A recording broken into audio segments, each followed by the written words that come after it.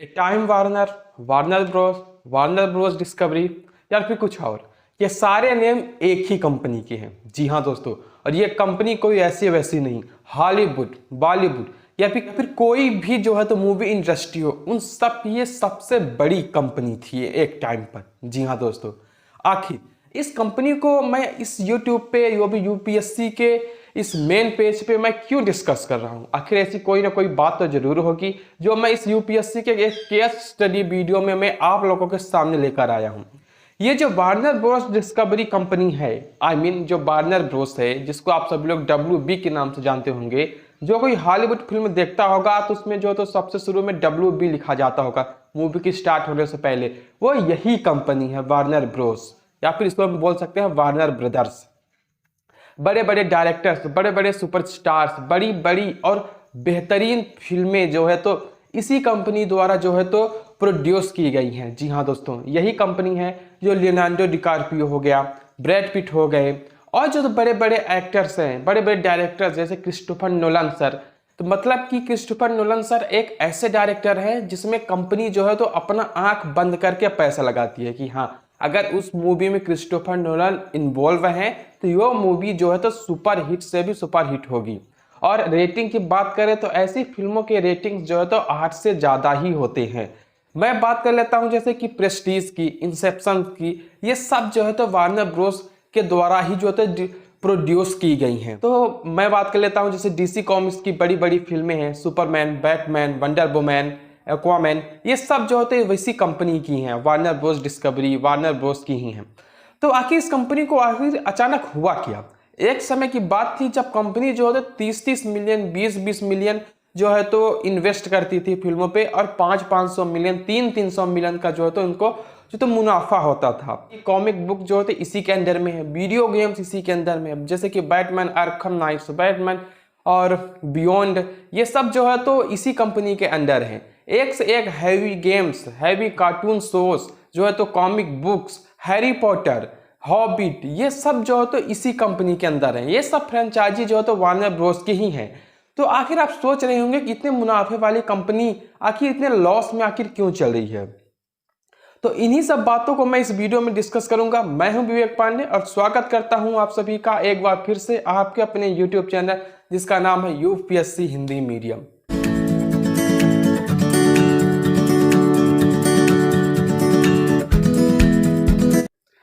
तो ये बात शुरू होती है 2013 से, जब DCEU आया। मतलब कि इन सब की नुकसान होने के पीछे मैं सिर्फ DCEU को ब्लेम नहीं कर रहा हूँ। DCEU मतलब एक वार्नर ब्रोस की एक कंपनी है जो वार्नर ब्रोस के अंतर्गत आती है। इसमें जो है तो सुपर हीरो की फिल्में आती हैं जैसे Superman, Batman, man of steel, Batman versus Superman, justice league, है ना। और इसी के साथ साथ और भी कई कंपनियां हैं जैसे एनिमेटेड शो हो गया, HBO मैक्स हो गया, और लीजेंडरी पिक्चर्स हो गया। ये सब जो है तो इसी के अंदर की है, वार्नर ब्रोस के कंपनी के अंतर्गत ही आती है। इसके अंदर बहुत सारी कंपनीज हैं। जी हाँ दोस्त, इसीलिए ये कोई छोटी मोटी कंपनी नहीं है। तो ये जब 2013 में मैन ऑफ स्टील आई, उसको जो है तो क्रिस्टोफर नोलन ने प्रोड्यूस किया, जैक स्नाइडर ने डायरेक्ट किया, और वो मूवी जो है तो एक ब्लॉकबस्टर थी। 250 मिलियन में बनी थी और 650 मिलियन कमाई। तो मतलब ये मूवी एक ब्लॉकबस्टर थी, सुपर हीरो की मूवी थी। उसके साथ साथ जो है तो फिर 2016 में बैटमैन वर्सेस सुपरमैन आई। तो यहाँ पे जानते हो क्या हुआ? अब सारा खेल यहीं से शुरू हो जाता है, 2016 में आई बैटमैन वर्सेस सुपरमैन से। तो अब इसमें यह हुआ कि जो कंपनी है, जो वार्नर ब्रोस कंपनी के जो CEO हैं और उसके अंदर जो अंतर्गत जो सारे कर्मचारी हैं, उन्होंने क्या किया कि ये 3 घंटे की मूवी को काट कर 2.5 घंटे में रिलीज किया, और आधे घंटे को बचा लिया कि जब हम इसका ब्लूरे रिलीज करेंगे। ब्लूरे रिलीज करेंगे मतलब कि जब हम इसके DVD या कैसेट्स बेचेंगे तो उससे हमें ज्यादा मुनाफा होगा। अब सेम टू सेम जो मूवी है और सेम टू सेम जो DVD रहेगा तो लोग क्यों खरीदेंगे? तो उन्होंने क्या किया कि जो थिएटर में रिलीज होने वाली मूवी थी उसको जो है तो आधे घंटे कट करके DVD के लिए बचा लिया और मूवी को रिलीज कर दिया। अब 3 घंटे की मूवी को 2.5 घंटे में आपने बना दिया तो उसका जो है तो असर ऑफकोर्स बहुत बड़ा पड़ेगा। उसकी स्टोरी किसी को समझ में नहीं आएगी कि ऐसा क्या हो रहा है, क्या नहीं हो रहा है। ठीक ठीक ऐसा सीधा प्रभाव इसका पूरा का पूरा मार जो है तो Batman versus Superman Dawn of Justice movie को पड़ी, और अब 250 मिलियन की बनी फिल्म जो है तो 850 मिलियन में जाकर रह गई। अब कंपनी जो है तो ब्लेम देने लगी डायरेक्टर्स को, स्टोरी राइटर्स को, ठीक है, कंटेंट को। तुम्हारा कंटेंट जो होता है जबरदस्त नहीं था, तुमने डार्क मूवी बनाई जो लोगों को पसंद नहीं आई। वहीं पे उसके साथ रिलीज हुई सिविल वार जो है तो 1 बिलियन प्लस का जो है तो आंकड़ा क्रॉस की। तो अब तुम्हारी मूवी में ऐसा क्या था? अब उन्होंने इतना अनुमान नहीं लगाया कि कैप्टन अमेरिका सिविल वार में जो है तो किसी भी तरह की कोई काटपीट नहीं की गई थी। उन्होंने पूरी की पूरी फिल्म जो है तो थिएटर में रिलीज की, ना कि किसी तरह का उनका कट किया गया, ना ही किसी तरह की डीवीडी के लिए उनको बचाया गया। तो आखिर इसका ब्लेम किसको जाता है? ना कि एक्टर्स को जाता है, ना डायरेक्टर्स को जाता है, ना ही जो है स्टोरी टेलर को जाता है। पूरा का पूरा जो है तो मूवी के मतलब एवरेज होने का श्रेय जो है तो कंपनी वालों को जाता है, जो अपनी घिसी पिटी जो है तो फायदे के लिए पूरी की पूरी बिलियंस का फायदा को उन्होंने नुकसान किया। मैंने इस मूवी को देखा है, बैटमैन वर्सेस सुपरमैन को देखा है। Of course I am a DC fan. जी हाँ दोस्तों, तो मतलब कि ये जो मूवी थी ना वो बहुत अच्छी मूवी थी। आप लोग उसको देखिएगा। आप जो है 3 घंटे वाली बैटमैन वर्सेस सुपरमैन को देखिएगा। उसमें बीच बीच में इंग्लिश आती है जो उन्होंने काट काट कर अपनी डीवीडी के लिए बचा के रखी थी, और हिंदी डब सिर्फ उतना है जो थिएटर में रिलीज किया गया है।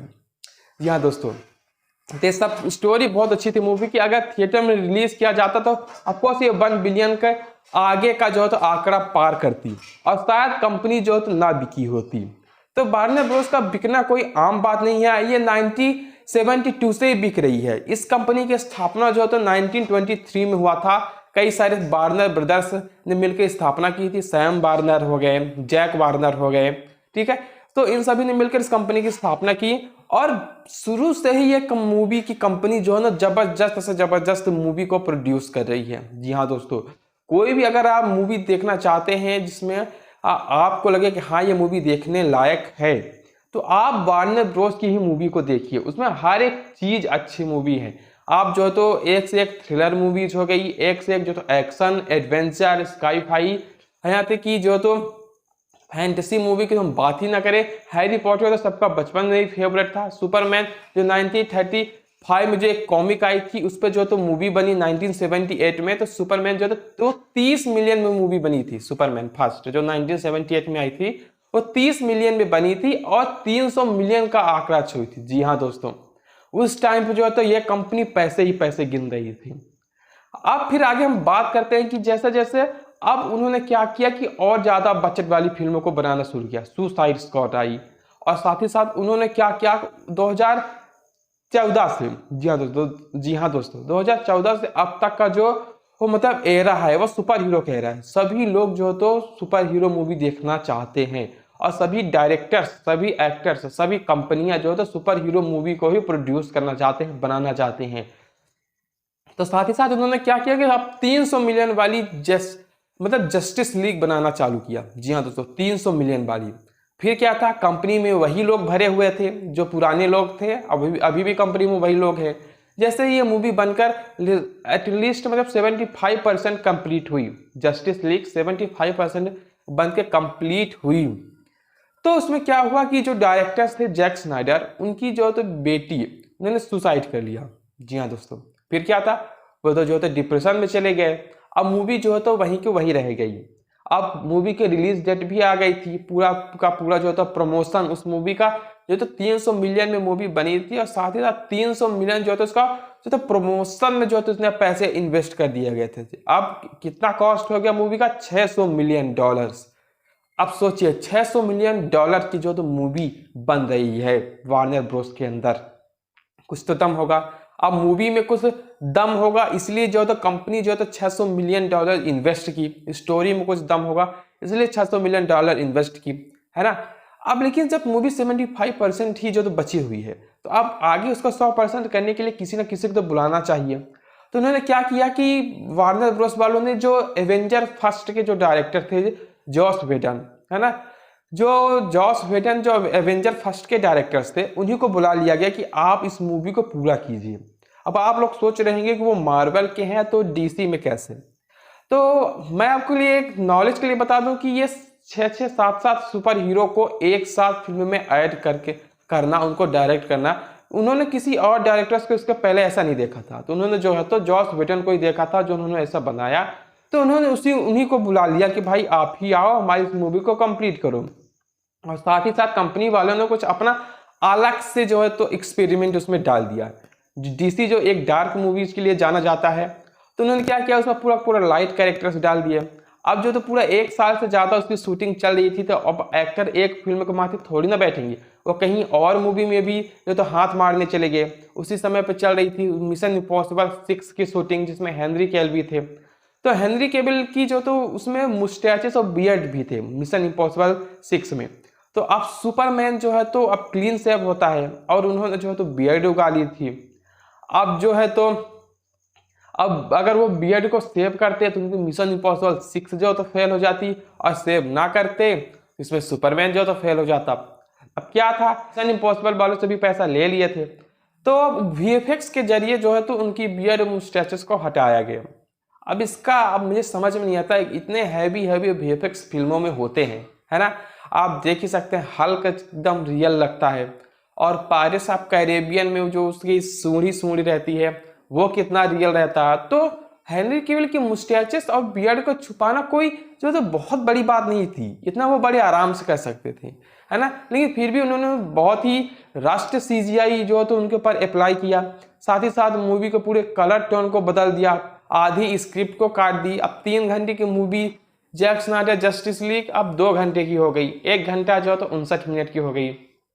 सोचिए कितना बड़ा मेजर चेंजेस हुआ, पूरी की पूरी ओरिजिनल स्क्रिप्ट को बदल दिया गया, एक सिंपल स्क्रिप्ट रख दिया गया, एक्टर्स को बदल दिया गया, पूरा टोन ही चेंज कर दिया गया।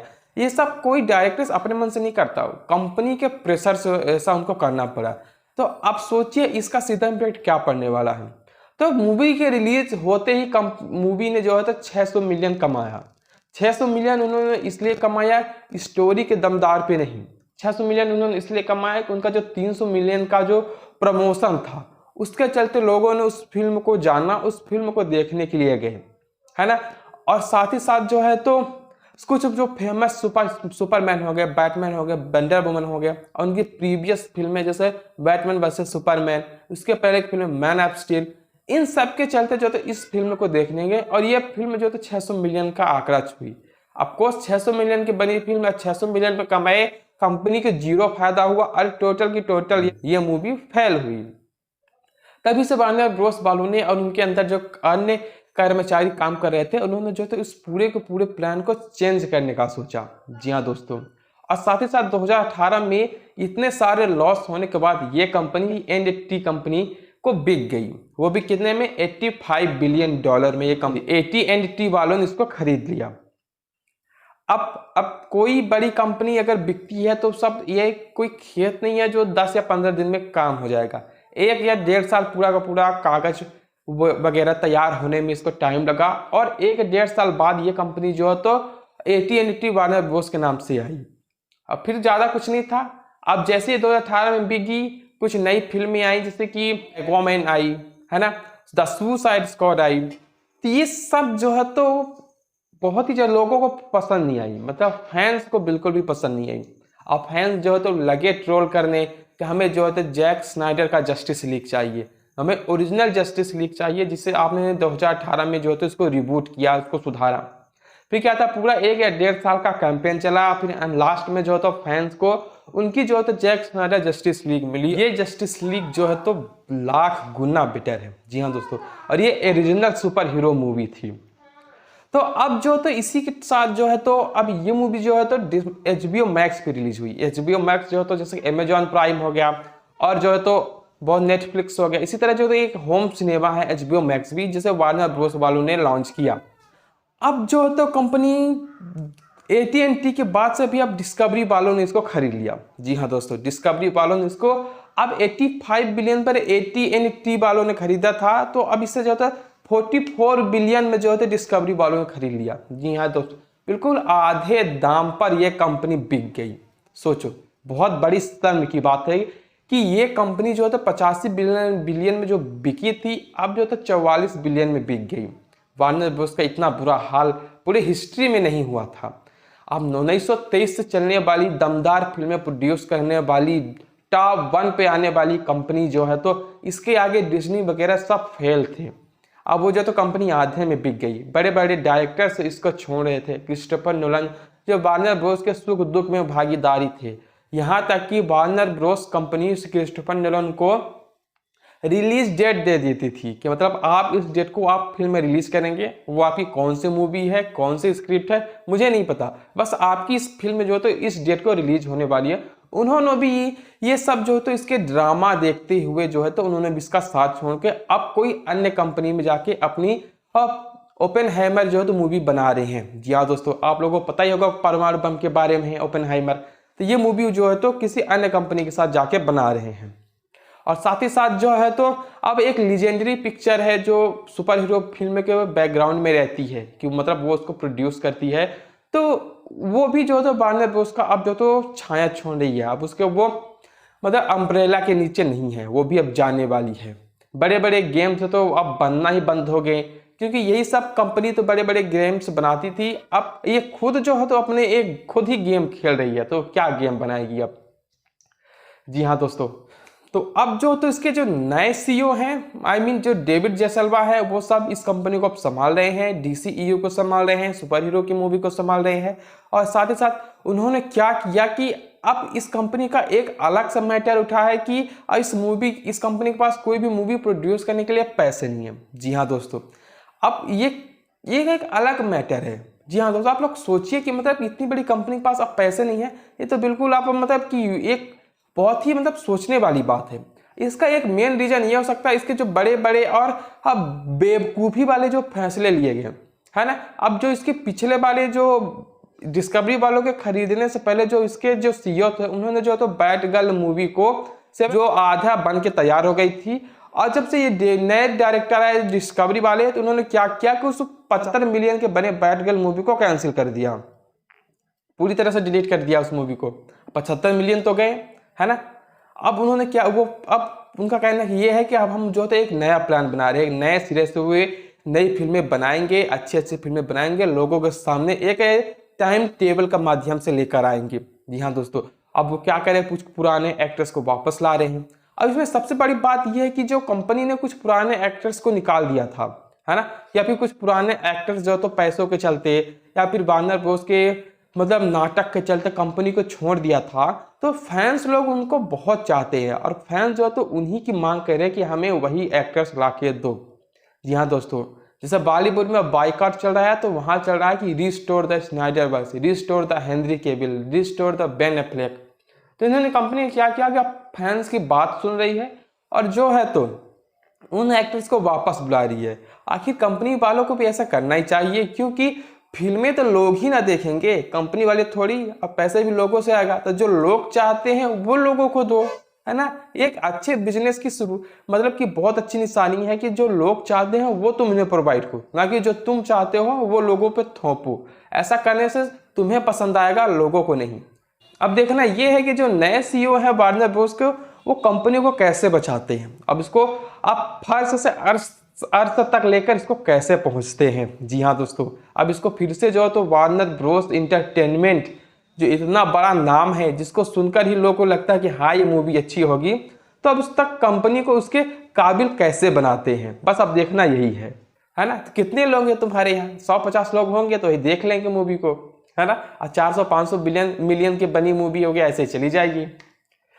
तो वार्नर ब्रोस जो 1923 से स्टार्ट हुई, बहुत ही अच्छी इस कंपनी की शुरुआत थी। 1972 से ये बिकना चालू हुई और 2018 तक आते आते इसकी ये हालत हो गई कि खबरों में ये उड़ने लगा कि इस कंपनी के पास जो है तो अब फिल्में प्रोड्यूस करने के लिए पैसे नहीं है।